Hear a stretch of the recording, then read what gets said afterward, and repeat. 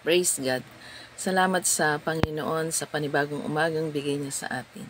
Salamat sa panibagong pagkakataon na mapaparangalan natin ang Diyos na makapangyarihan sa lahat. Magandang umaga po sa bawat isa. Biyayaan at tulungan tayo ng Panginoon na patuloy tayong makalapit sa Kanyang presensya at maranasan natin siya sa bawat sandali ng ating buhay. Hallelujah. Bago po sa isang panalangin, awitin po natin yung Diyos ng pag-asa at salamat sa Diyos dahil tunay nga na pag tayo patuloy na lumapit sa Kanya, may maaasahan tayo. Tayo pong lahat. Aming Diyos na dakila at walang katulad, Diyos na walang hanggan. Sa mga panghihina at kapighatian, Diyos ng kaaliwan, hindi nagkukulang, di bumibiko, Diyos na di nagbabago, isang kaibigang kaagapay at matatakbuhan. Diyos na laging nakalaan, kayo o Diyos ang aming pag-asa sa bawat araw, ang aming ninanasa sa aming buhay, bibigyang kaluguran, pararangalan ang iyong dakilang pangalan sa aming buhay, bibigyang kaluguran, pararangalan ang iyong dakilang pangalan, pararangalan ang iyong dakilang pangalan. Salamat po sa inyo, aming Diyos. Salamat po sa inyo, napakabuti niyo. Salamat sa panibagong pagkakataon na ibinigay niyo sa amin, panibagong araw. Salamat sa kabutihan at sa katapatan niyo. We worship you, King Jesus. Dalangin po namin ang patuloy na pagsama niyo sa amin. Biyayaan niyo nga po kami na sa araw na ito, O Diyos, kayong palagi, Panginoon, ang manguna sa aming buhay. Saan man kami, ano man ang aming gagawin, kayo, O Diyos, kayo'y patuloy na maparangalan. Abutin, katagpuin niyo po ang bawat isa sa amin at patuloy na samahan dahil wala kaming magagawa kung wala kayo sa aming mga buhay. At kung may karumihan kayong nakikita, pakalinisin niyo po kami siya sa atin at gawing marapat sa inyong harapan. Salamat po sa inyo sa pangalan ni Jesus. Amen. Salamat sa Panginoon. Ang Diyos po natin ay Diyos na mabuti, Diyos na dakila, walang katulad, karapat sambahin, luwalhatiin. Hallelujah. Dito po sa aklat ng unang Samuel, basahin po natin yung isang bersikulo sa panalangin ni Hannah. Isang babae na walang anak at salamat sa Diyos. Sa panalangin niya, bahagi ng panalangin niya dito sa chapter 1, verse 2, chapter 2, verse 9 ng unang Samuel. Unang Samuel, chapter 2, verse 9. Ilang po ang basahin natin. Ngunit lilipulin niya ang masasama. Walang sino mang magtatagumpay sa pamamagitan ng sarili niyang kalakasan. Salamat sa Panginoon sa kanyang katapatan at kabutihan sa bawat isa sa atin. Napakabuti ng Diyos dahil alam niya kung sino yung kanyang patuloy na iingatan. Sabi, iniingatan niya ang tapat niyang mamayan. Kaya kung nais nating patuloy na maranasan ang pag-iingat, pangunguna, gabay at patnubay ng Diyos, patuloy lamang po tayong lumapit sa Diyos kasi alam niya kung sino talaga yung kanyang iingatan. Ang aklat po ng Samuel, kilala po natin si Samuel. siya po yung naging anak ni Hana, isang babaeng baog sa lumang tipan, o hindi kaagad nagkaanak kasi hindi naman pala nabanggit na, at makikita natin kung papaanong ang Diyos ay kumilos sa kanyang buhay na kahit talagang parang wala ng pag-asa at walang pag-asa, pagpatuloy na ilalapit natin sa Diyos. Walang imposible sa ating Panginoon na makapangyarihan sa lahat. Yung binasa po natin ay isang bahagi sa kanyang panalangin. Ang buhay niya ay, sa unang bahagi ng kanyang buhay ay hindi maganda. Sabi po ng kwento, taon-taon pumupunta sila sa bahay ng Panginoon, sa templo ng Diyos para maghandog. Kaya lang dumating sa yugto ng kanyang buhay na talagang yung lipos ng kalungkutan at kapighatian ay naroroon. Bakit? Kasi nga wala siyang anak. Kanyang asawa ay si Elkanah. At nung unang panahon sa lumang tipan, pag ang isang babae na may asawa ay walang anak o childless, baog, hindi ito maganda. Considered failure. Diba? Kasi mas maraming anak, mas maganda, mas pinagpala. At siya ay wala. Kaya ang kalungkutan at ang kapighatian ay naroroon sa kanya. At sa kabila noon, yung asawa niya, dalawa kasi sila na asawa ni Elkanah, si Penina, ay hindi pa maganda ang sinasambit para sa kanya. Ang sabi dito sa 1 verse 7 ng unang Samuel, basahin ko lang po. Ganito ang laging nangyayari taon-taon. Sa tuwing pupunta si Hana sa bahay ng Panginoon, iniinis siya ni Penina hanggang sa umayak na lang siya at hindi na makakain. Ano ang dahilan bakit siya iniinis? Kasi nga wala siyang anak. Samantalang siya ay mayroon. Kaya yun ang isang bagay na nakapagbibigay din ng kapighatian, kalungkutan sa kanya. Wala na nga siyang anak, pagkatapos ay iniinis pa siya nung kanyang asawa. Dalawa po kasi sila. Kaya salamat sa Panginoon. At dito sa pangit na sitwasyong ito ay hindi ito nagtulak para lumayo sa Panginoon. May mga pagkakataon sa buhay ng isang tao, yung problema, kapighatian at pagsubok, mga sitwasyong hindi maganda, ang nagiging dahilan para lumayo sa Panginoon. May mga pagkakataon, lingkod ng Diyos, mananampalataya na pag sinubok na ang pananampalataya, yun na ang nagiging daan para mapalayo sa Panginoon. Pero wag po natin kakalimutan, madalas sinasabi ko po, na yung mga sitwasyong hindi maganda, ginagamit ng Diyos para makita niya, malaman niya at mapatunayan niya kung totoo rin tayong tapat sa Kanya. Kasi ang Diyos ay tapat at siya'y talagang nagtatapat. Nag-iingat kasi kagaya ng sabi ng panalangin ni Hana, iniingatan niya ang tapat niyang mamamayan. Patuloy na mararanasan ang pag-iingat, ang pagsama, ang pangunguna kung tayo ay magtatapat sa Diyos. Kaya lumapit lamang tayo sa Kanya. Si Hana, yung problema niya ay hindi kayang lutasin ng kanyang asawa. Hindi kayang gawan ng paraan ng pera. Di po ba? Kaya ang kapighatian niya at ang kalungkutan niya ay ganun na lang. Kaya ang laging pinakamabuti para sa atin sa mga panahong hindi maganda ang sitwasyon, yung ginawa ni Hana, na ito yung ating pinag-aaralan, hindi man mababasa lahat o mababanggit lahat yung tagpo. Pero sa kapighatian niya, ang pinakasikretong ginawa niya ay lumapit sa Diyos. Pansinin po natin dito sa verse 14. Basahin ko lang po yung verse 14. Kaya sinabi sa kaniya, hanggang kailan ka maglalasing? Tigilan mo na ang pag-inom.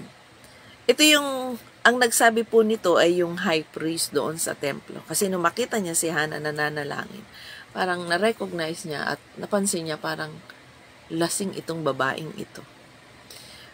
Pero ang totoo, hindi siya lasing dahil dun sa kapighatian na nasa kanya. Talagang na hindi niya panalangin, tanging siya lang at ang Diyos ang nakakarinig. May mga at tong pagkakataon na to, napansin nung high priest na naroon ay hindi maganda. Siya ay nakainom, lasing.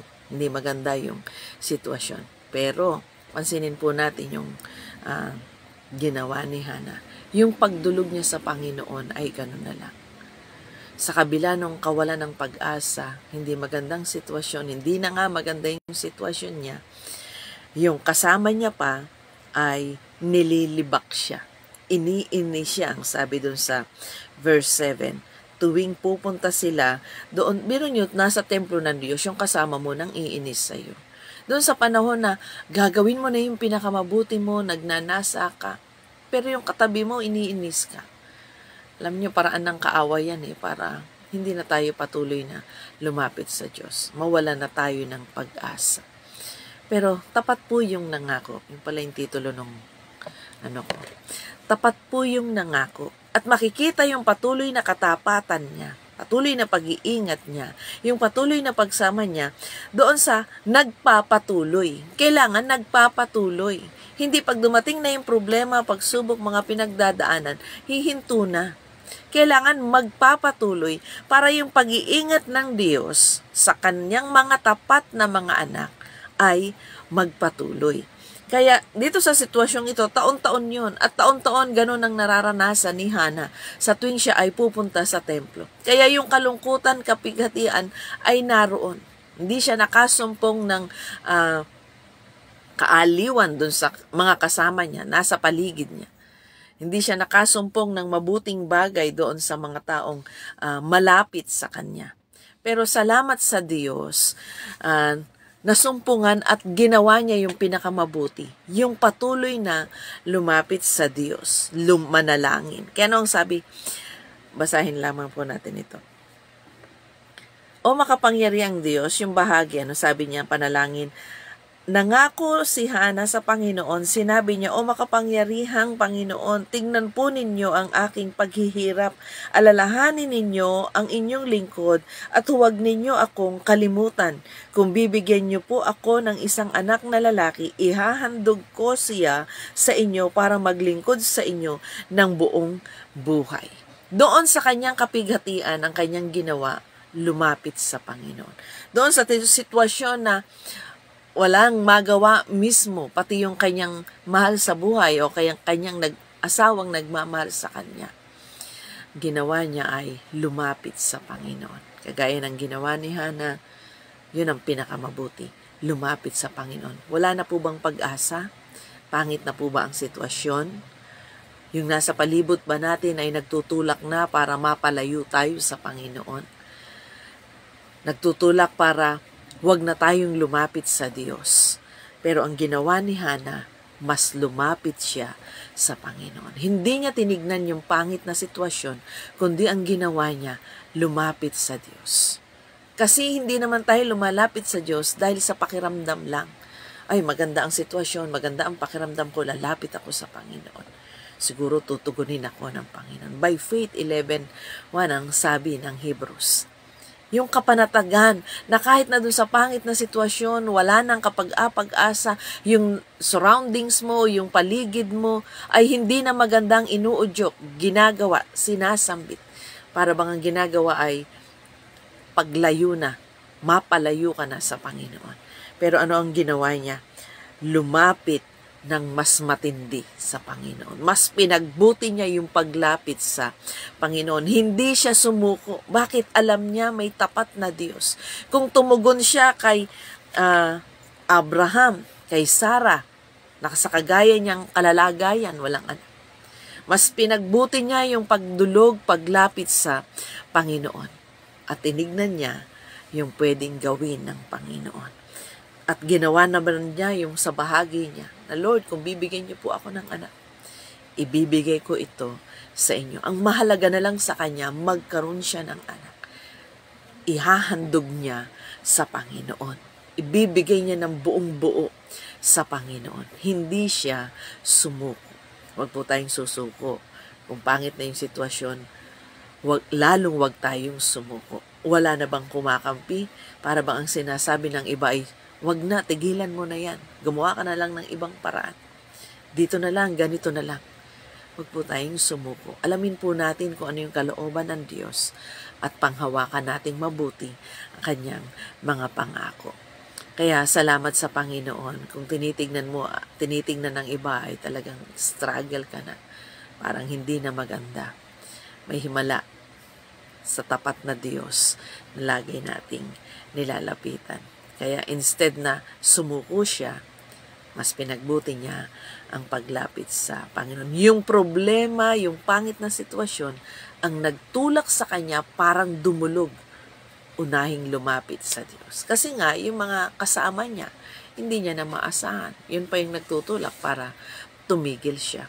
Mga kapatid, biyayaan po tayo ng Diyos. Ang isa sa pinakamabuti, salamat, mayroong morning devotion. Diba? Tumutulong sa atin, nagiging bahagi na rin ng ating buhay. Pero iba pa rin yung personal na paglapit sa Panginoon, lalo na sa madaling araw. Bago pa man gawin natin, o ano man ang saan man tayo pupunta, ang unang pinakamabuting kausapin ay ang ating Panginoong Diyos na makapangyarihan sa lahat. Sabi dun sa 15, sumagot si Hana, hindi po ako lasing, dun sa nagsabi sa kanya. Hindi po ako lasing at hindi po ako umiinom ng kahit anong klase ng inumin. Ibinubuhos ko lang po sa Diyos ang paghihirap na aking nararamdaman. Ibinubuhos niya sa Diyos, kumbaga sinasambit niya sa Diyos yung kanyang paghihirap na nararamdaman. Ano yung paghihirap niya? Yung baog na nga siya, wala nga siyang anak, failure sa tingin niya, o ba? Parang sinumpa sa Old Testament.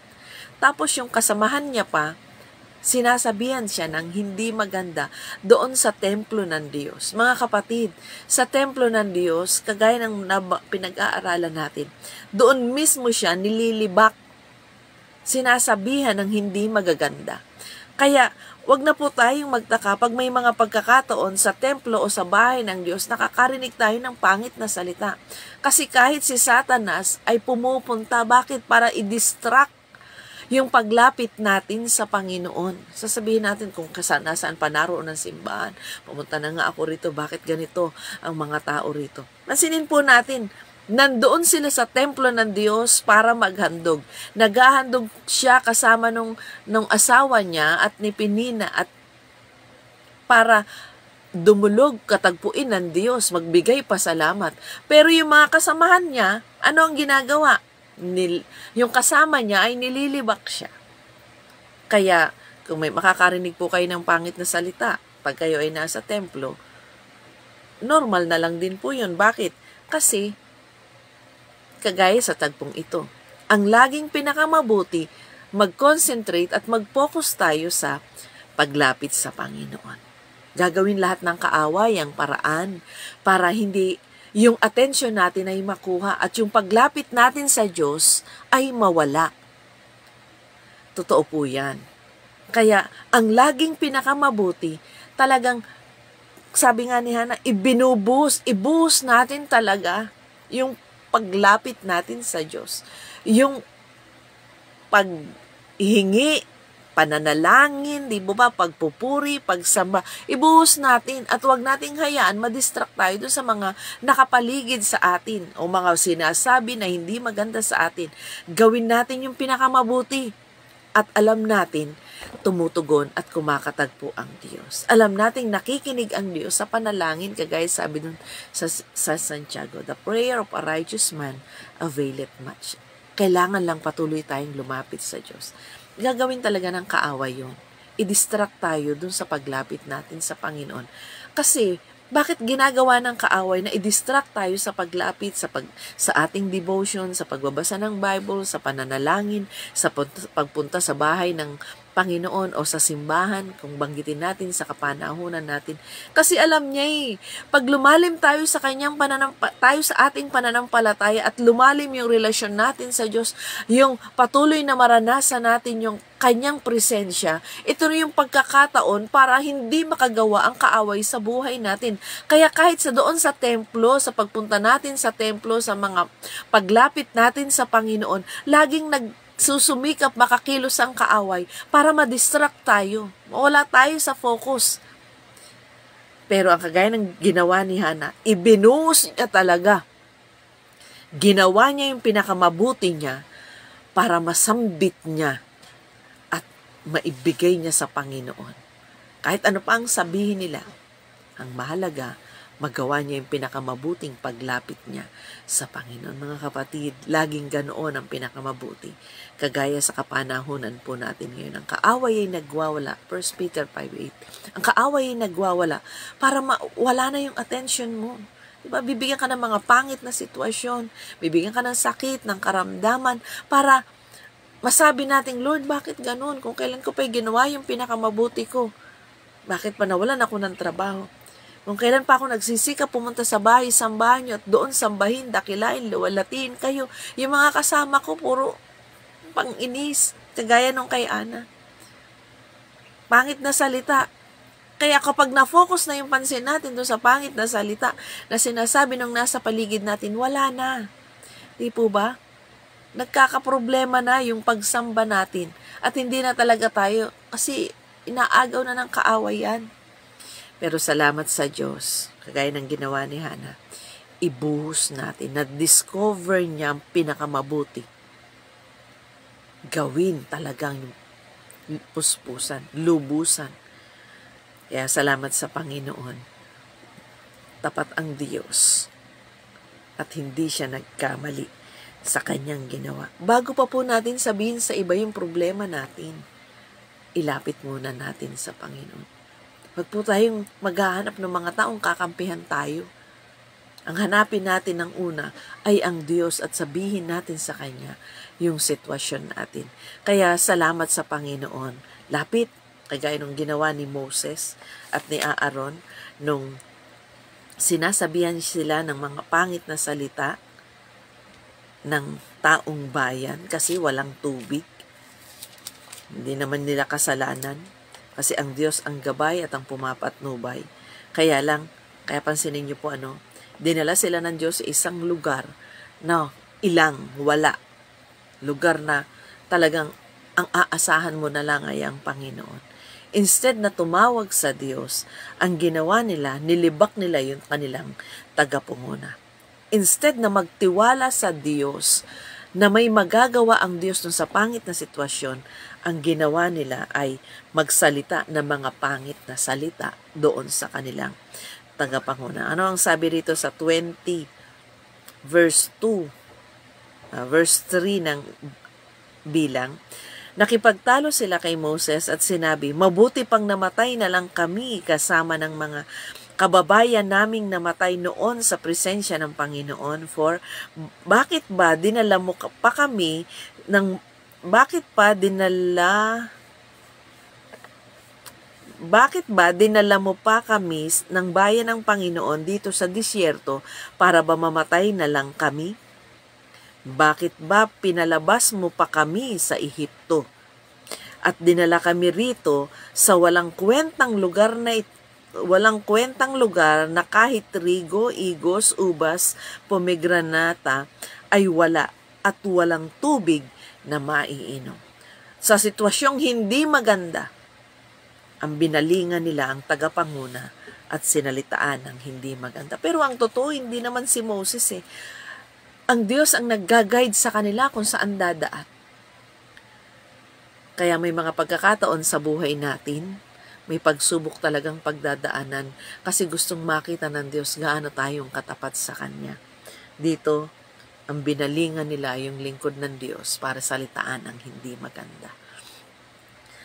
Instead na lumapit, humingi ng tulong kung papaano nilang nakita yung, di po ba, sa Ehipto, 10 salot. Grabe yung ginawa ng Diyos. Nung hinawi yung daan, wala na pong pagtagpo sa buhay ng sanlibutang ito mula nung ginawa siya, na nangyari yung dagat ay nahati at dumaan ang mga mamamayan ng Diyos. Pero nung dumating yung problema at pagsubok, pangit na sitwasyon, walang mainom. Nalimutan ng lahat yun. Biyayaan tayo ng Diyos pag dumarating na yung mga matitindi na mga problema na ayaw nating maranasan. Huwag nating makalimutan kung paano tayo itinatawid ng Diyos. Kapag dumating na yung tagpo na yung inaasahan mong tao ay hindi mo na rin malapitan at pangit na rin ang sinasabi, huwag nating makalimutan yung pag-alalay, pag-agapay sa atin at pagtatawid sa atin ng Diyos. Lapit sa Panginoon. Huwag nating balingan yung mga lingkod ng Diyos, mga kapatiran at sabihan ng hindi maganda. Kundi, ang pinakamabuti, lumapit sa Panginoon. Kasi dito sa tagpong ito, hindi nagsalita si Moses. Ang ginawa nila, ang sabi? 6, kaya umalis si Moses at si Aaron sa mga mamamayan at nagpunta sa toldang tipanan at lumhod sila para manalangin. Pagkatapos nagpakita sa kanila ang makapangyarihang presensya ng Panginoon. May mga pagkakataon hindi natin nakikita yung tugon, hindi natin natatanggap yung tugon kasi tayo na mismo ang humaharap, gumagawa ng paraan, nagsasambit na ng hindi maganda. Ang pinakamabuti pala at ang sikreto, takbo sa presensya ng Panginoon. Bago ka pa makapagsalita ng hindi maganda, takbo sa presensya ng Panginoon. Kaya si Hana sa kanyang kapighatian at yung mga nasa paligid niya ay wala nang magawa. Pinagbuti niya yung paglapit sa Panginoon. Ibinuhos niya na talaga yung pwede niyang ibuhos. Ang sabi, ibinubuhos ko lang po sa Diyos ang paghirap na aking nararamdaman. Kasi kung ibubuhos mo yun sa mga napaligid sa iyo, talagang hindi rin maganda. Marahil ang iyong maririnig na salita. Ano ang sabi ng Mateo 11:28? Lumapit kayo sa akin. Diba? Lumapit, come unto me. Lahat ng nabibigatan. Nabibigatan ka ba? May daladala, may pasanin? Tapat ang nangakong Diyos. Sabi ni Hana, iniingatan niya ang tapat niyang mamamayan. Iniingatan ng Diyos ang kanyang tapat na mga lingkod, anak. Sabi niyo, bakit may problema? Iniingatan pala ako ng Panginoon. Way ng Diyos yun kasi gusto niyang makita gaano rin naman tayong nagnanasa na sa panahon ng mga pangit na sitwasyon, lalapit sa Kanya. Pag wala ng pag-asa na nakapalibot, lalapit pa ba? Anong sabi? 11:28 ng Mateo. Come, lumapit. Lagi ko pong binabanggit dyan. Lumapit tayo sa Panginoon. 91:11-12. Basahin po natin to. Pumang oras na. 91:11-12 ng mga awit. Sabi po rito, 11:12 ng mga awit. Dahil uutusan ng Diyos ang kanyang mga anghel upang bantayan ka at ingatan ka saan ka man magpunta. Bubuhatin ka nila upang hindi masugatan ang paa mo sa mga bato. Ano ang sabi? Uutusan ng Diyos ang kanyang mga anghel. Salamat sa Panginoon. Alam ng Diyos ang kanyang gagawin. Hindi ba na natin alam ang gagawin? Wala na bang maaasahan? Uutusan ng Diyos ang kanyang mga anghel para sa kanyang mga tapat na lingkod. Alam niya paano niya iingatan ang sabi ng 1 Corinthians chapter 1. Alam niya paano kanya kakatagpuin, paano kanya aabutin.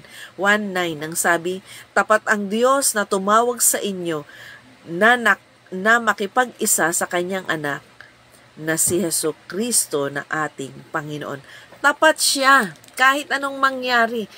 Kahit may problema, may pagsubok, wala ka ng kasama, tapat siya. 28 ng Mateo. Chapter 28 ng Mateo, dun sa huling bahagi, hanggang sa wakas ng sanlibutan, sasamahan ka niya. Tapat ang nangako, hindi niya tayo iiwanan. Ang sabi niya ng Deuteronomy chapter 7 verse 9. Tapat ang Diyos na nangako. Kapatid, tapat siya. at magtatapat siya, mananatili siyang tapat. Ang sabi dun sa 9, isipin ninyo na ang Panginoon na inyong Diyos ay nag-iisang Diyos, matapat siya at tinutupad niya ang kanyang kasunduan hanggang sa mga salinlahi ng mga nagmamahal sa Kanya at sumusunod sa Kanyang mga utos. Magpapatuloy. Kung magpapatuloy nating mamahalin ang Diyos at susunod sa Kanyang mga utos, susundin niya, gagawin niya. Ang pagtatapat ay patuloy na mararanasan. Patuloy na mararanasan ang bawat isang lumalapit sa Kanya. Kaya yung sambit ng pasasalamat ni Hana, iniingatan niya ang tapat niyang mamamayan at magpapatuloy ang pag-iingat na ito. Magpapatuloy ang pagsama at ang pagkilos ng Diyos doon sa mga nagpapatuloy na nagmamahal at sumusunod sa Kaniya. Kung may problema at may pagsubok, bahagi lang yon. Testing lang yon.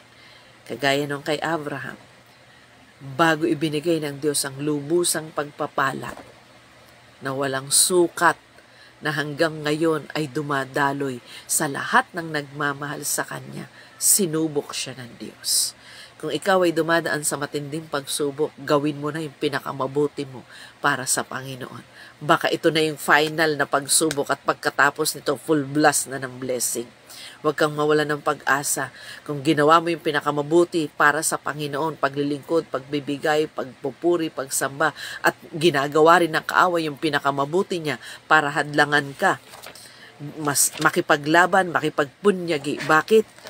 Pagkatapos nito, kagaya ng sinasabi, di po ba, kay Abraham, ibinuhos at ibinigay ng Diyos. Mga kapatid, hanggang ngayon, dumadaloy yung pagpapalang yon.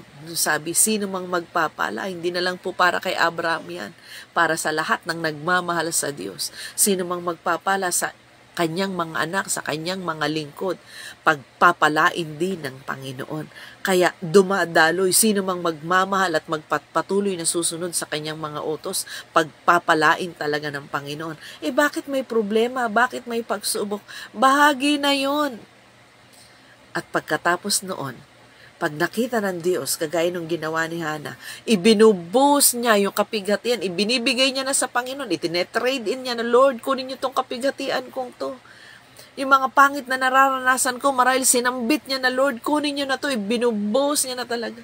Yung panglilibak ng aking kasama, yung nasa paligid niya, ibinibigay niya na ng tuluyan sa Panginoon. Ang pangit na sinasabi sa kanya, hindi niya binanggit, hindi siya gumanti, kundi ibinigay niya na ng lubusan sa Panginoon.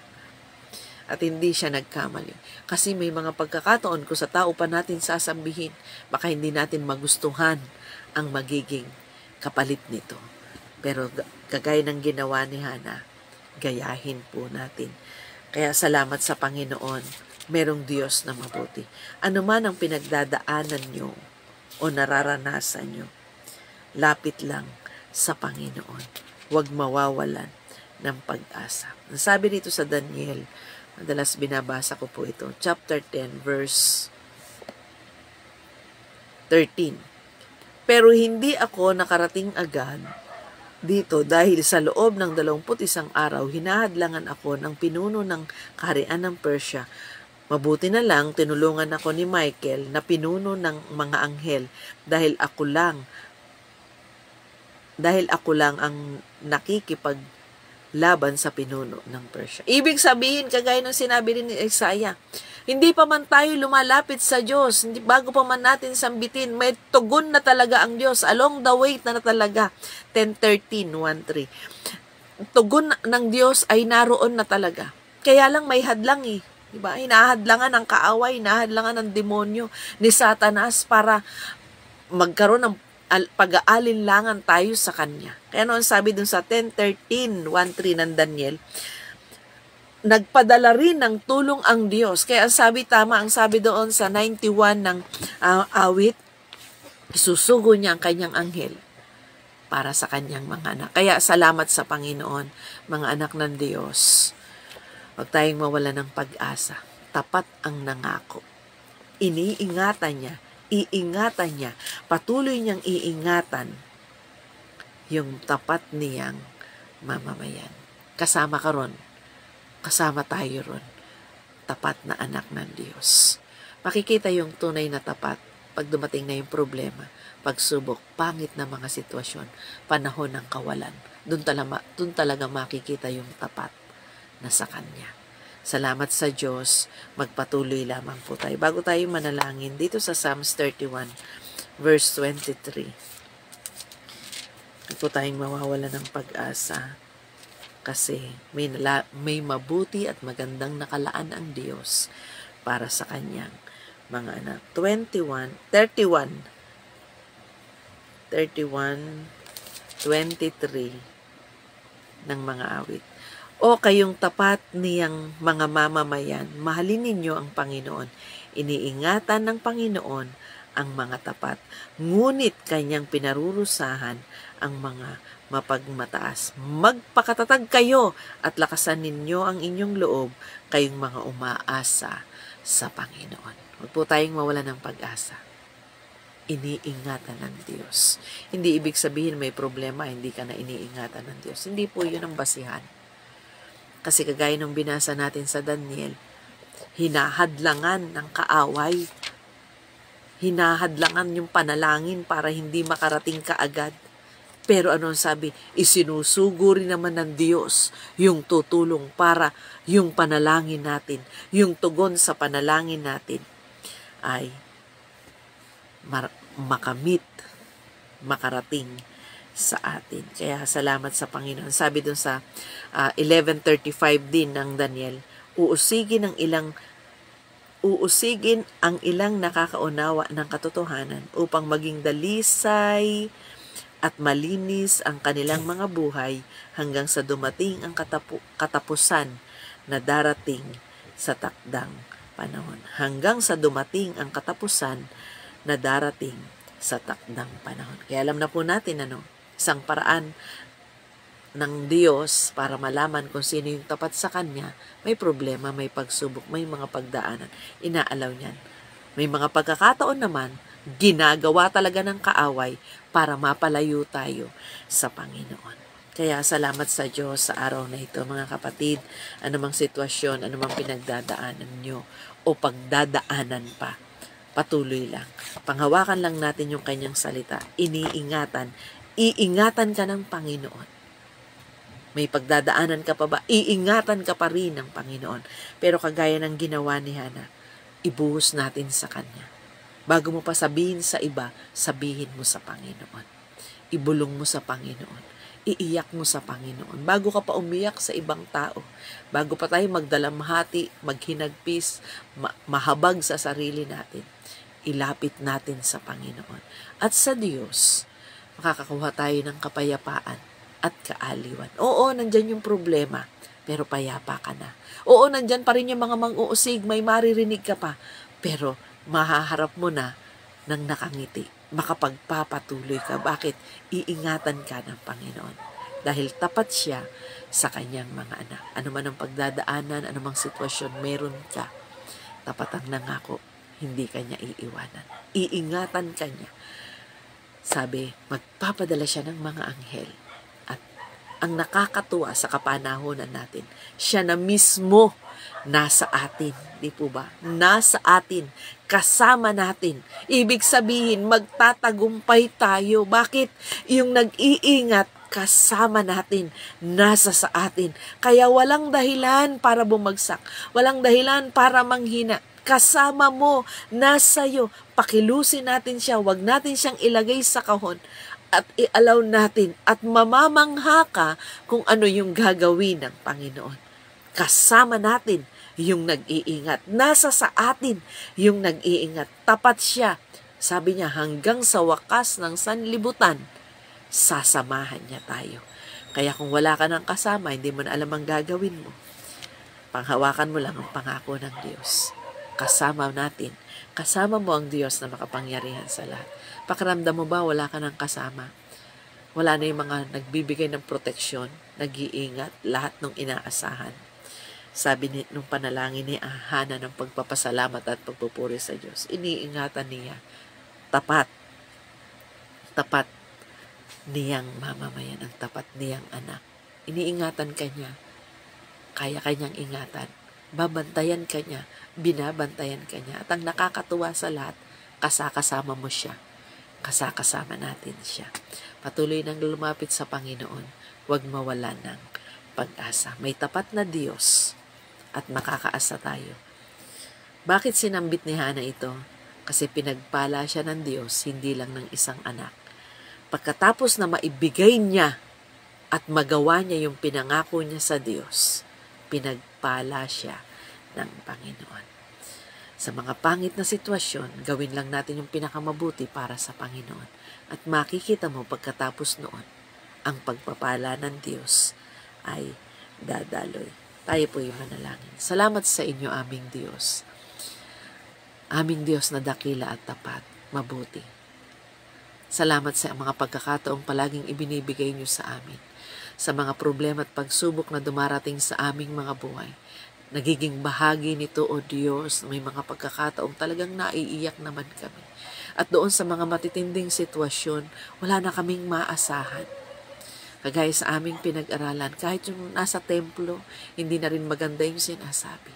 Pero ang dapat pala, kagaya ng ginawa ni Hana, mas pagbutihin yung paglapit.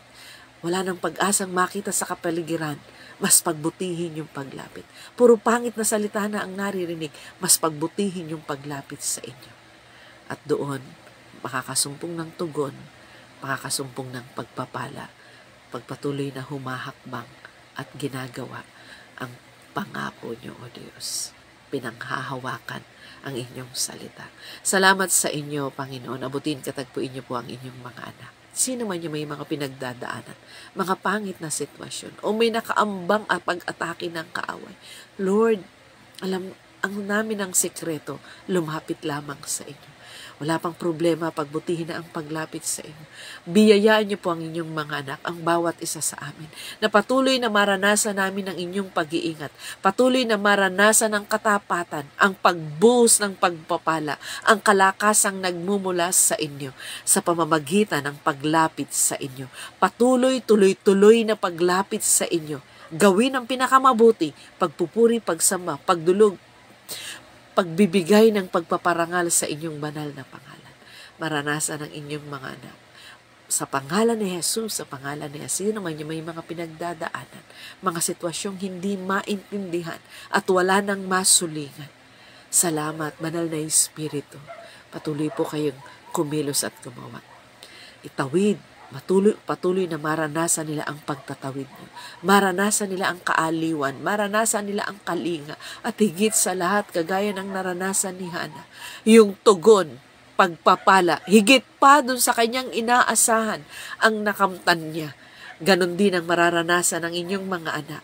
Kapag patuloy kami na humahakbang, sumusunod at magmamahal sa inyong mga utos, higit pa dun sa inaakala namin ang pagtugon nyo, gagawin nyo yung pinakamabuti at ibubuhos nyo ang pagpapalang walang sukat kalagyan, kagaya ng ipinangako nyo sa inyong mga anak, O Diyos, na dumadaloy hanggang sa kapanahon. Salamat sa inyo, Panginoon. Kayo ang magtatawid sa amin sa araw na ito. Doon sa mga nasa trabaho, patuloy na ang kalakasan, kaaliwan, yung protection nyo, O Diyos, ay managana sa bawat isa. Sa lahat na may mga pinagdadaanan at pangit na yung mga naririnig na salita, wala nang word of encouragement, maranasan nila yung pagkilos nyo sa kanilang mga buhay. Kaaliwan, pag-iingat, kagalakan. Salamat sa inyo at kayo ang patuloy na maranasan ng bawat isa. Abutin, katagpuin niyo po ang inyong mga anak, yung may mga sakit at may karamdaman. Ang kagalingan, Panginoon, ay kanilang makamtan. Salamat sa inyo at patuloy kaming lalapit sa inyo dahil ito ang susi na patuloy na makamtan namin ang tugon, hindi lang pagpapala, ang tugon sa aming pangangailangan. Lalong higit sa pangangailangang espiritual at ang pananampalataya namin ay patuloy na lumalim at maparangalan po kayo sa buhay ng bawat isa sa amin. Pagpalain niyo po ang inyong mga anak saan man sila naroroon, anumang kalagayan, anumang sitwasyon. patuloy na maranasan nila hindi pangkaraniwang pagkilos nyo sa kanilang mga buhay. Salamat po sa inyo, O Diyos, sa pangalan ni Jesus. Amen. Salamat sa Panginoon. Ang Diyos po natin ay palaging mabuti. Maaasahan po natin siya sa anumang sitwasyon, sa anumang kalalagayan. Hindi mo na ba alam ang gagawin mo? Wala nang magandang naririnig? Lapit sa Panginoon ang sikreto ng pagtatagumpay. Salamat po sa Panginoon. Ang Diyos po natin ay mabuti. Patuloy po tayo at hayaan po natin. Maranasan po natin ang di pangkaraniwang pagkilos niya. Salamat po sa lahat ng nananalangin. Patuloy niyo ipagpalain ang morning devotion, ang mga lingkod na ginagamit, at anumang ginagawa po natin sa Panginoon, anumang ginagawa niyo para sa Panginoon, ay hindi mawawala ng kabuluhan. Marinig o malaman man ng iba o hindi, isang bagay ang tiyak, hindi po ito mawawalan ng kabuluhan. Pagpalain po kayong lahat, pagpalain tayong lahat ng Diyos, maranasan natin ang di pangkaraniwang pagkilos niya sa bawat paglapit natin sa Kanya. God bless po. God bless po sa bawat isa.